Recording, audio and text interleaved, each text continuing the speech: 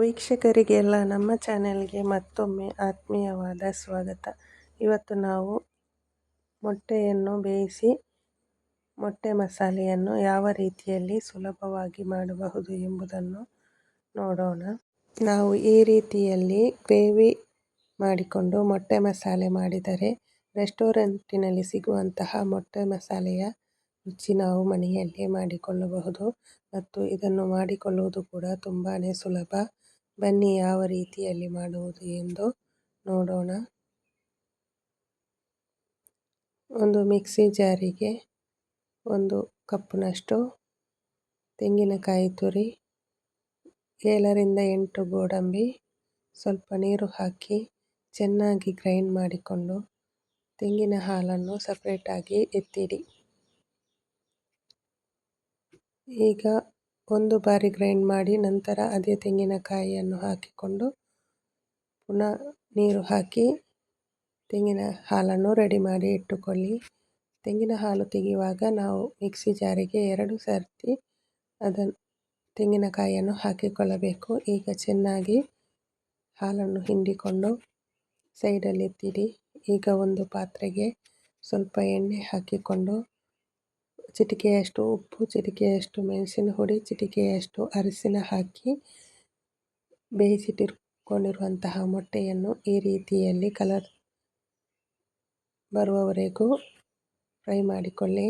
Low ಫ್ಲೇಮ್ನಲ್ಲಿ ಉರಿಯನ್ನು ಇಟ್ಟುಕೊಳ್ಳಬೇಕು. ಈಗ ಅದೇ ಎಣ್ಣೆಗೆ 1 ರಿಂದ 2 ಪಲಾವ್ ಎಲೆ, 2 ರಿಂದ 3 ಲವಂಗ, 1 ಸಣ್ಣ ತುಂಡು ಚಕ್ಕೆ ಮತ್ತು 2 ಏಲಕ್ಕಿಯನ್ನು ಹಾಕಿ 1 ನಿಮಿಷಗಳ ಕಾಲ ಫ್ರೈ ಮಾಡಿಕೊಂಡು ನಂತರ ಸಣ್ಣದಾಗಿ ಕಟ್ ಮಾಡಿ ಇಟ್ಟುಕೊಂಡಿರುವಂತಹ ಈರುಳ್ಳಿಯನ್ನು ಹಾಕಿ ಚೆನ್ನಾಗಿ ಫ್ರೈ ಮಾಡಿಕೊಳ್ಳಬೇಕು. ನಾವು ಮಸಾಲೆ ಮಾಡುವಾಗ ಯಾವಾಗಲೂ ಈರುಳ್ಳಿ ಮತ್ತು ಟೊಮೆಟೊವನ್ನು ಎಣ್ಣೆಯಲ್ಲಿ ಚೆನ್ನಾಗಿ ಫ್ರೈ ಮಾಡಿಕೊಳ್ಳಬೇಕು.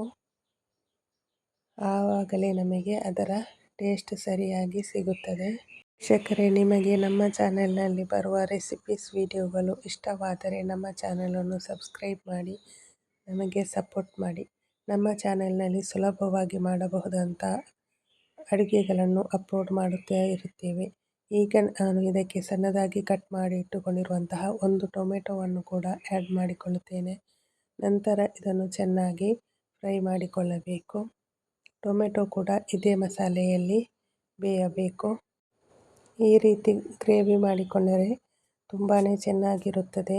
ಯಾವಾಗಲೂ ಕೆಂಪು ಮೆಣಸಿನಕಾಯಿ ಹಾಕಿ ಗ್ರೇವಿ ಮಾಡಿಕೊಂಡು ಸಾರು ಮಾಡಿಕೊಂಡು ತಿನ್ನುವುದರಿಂದ ಡಿಫ್ರೆಂಟ್ ಆಗಿರುವಂತಹ ಮಸಾಲೆಗಳನ್ನು ಮಾಡಿಕೊಂಡು ನಾವು ಗ್ರೇವಿ ಮಾಡಿಕೊಟ್ಟರೆ ಮನೆಯವರು ತುಂಬಾ ಇಷ್ಟಪಟ್ಟು ತಿನ್ನುತ್ತಾರೆ. ಈಗ ರುಚಿಗೆ ತಕ್ಕಷ್ಟು ಉಪ್ಪು ಹಾಕಿಕೊಂಡು ಚೆನ್ನಾಗಿ ಮಿಕ್ಸ್ ಮಾಡಿಕೊಳ್ಳಬೇಕು. ನಂತರ ಇಲ್ಲಿ ನಾವು ಮಸಾಲೆಗಳನ್ನು ಆ್ಯಡ್ ಮಾಡಿಕೊಳ್ಳಬೇಕು.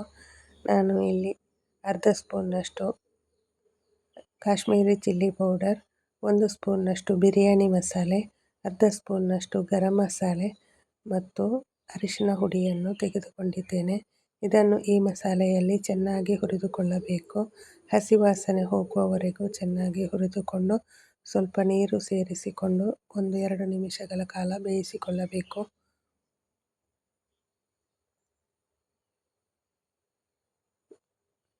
ಈಗ ಚೆನ್ನಾಗಿ ಮಿಕ್ಸ್ ಆಗಿದೆ. ಈಗ ನಾನು ಇಲ್ಲಿ ಹಸಿಮೆಣಸಿನಕಾಯಿಯನ್ನು ಕೂಡ ಸೇರಿಸಿಕೊಂಡಿದ್ದೇನೆ. ಈಗ ನಾವು ಮಾಡಿಟ್ಟುಕೊಂಡಿರುವಂತಹ ತೆಂಗಿನ ಹಾಲನ್ನು ಕೂಡ ಇದಕ್ಕೆ ಈ ಹಂತದಲ್ಲಿ ಸೇರಿಸಿಕೊಳ್ಳಬೇಕು. ಈಗ ತೆಂಗಿನ ಹಾಲನ್ನು ಮಿಕ್ಸ್ ಮಾಡಿಕೊಂಡು ಇದನ್ನು ಕುದಿಯಲು ಬಿಡಬೇಕು.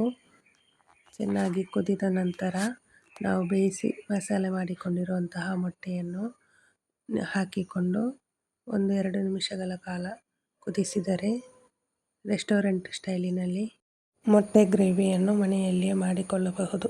ಕೊನೆಯಲ್ಲಿ ಸ್ವಲ್ಪ ಕೊತ್ತಂಬರಿ ಸೊಪ್ಪು ಮತ್ತು ಸ್ವಲ್ಪ ಕಸೂರಿ ಮೇಥಿ ಹಾಕಿದರೆ ಈ ರೆಸಿಪಿ ರೆಡಿಯಾಗುತ್ತದೆ. ವೀಕ್ಷಕರೇ, ಈ ವಿಡಿಯೋ ನಿಮಗೆ ಇಷ್ಟವಾದರೆ ವಿಡಿಯೋವನ್ನು ಲೈಕ್ ಮಾಡಿ, ಶೇರ್ ಮಾಡಿ ಮತ್ತು ಇಂತಹ ವಿಡಿಯೋಗಳಿಗಾಗಿ ನಮ್ಮ ಚಾನಲನ್ನು ಸಬ್ಸ್ಕ್ರೈಬ್ ಮಾಡಿ. ಧನ್ಯವಾದಗಳು.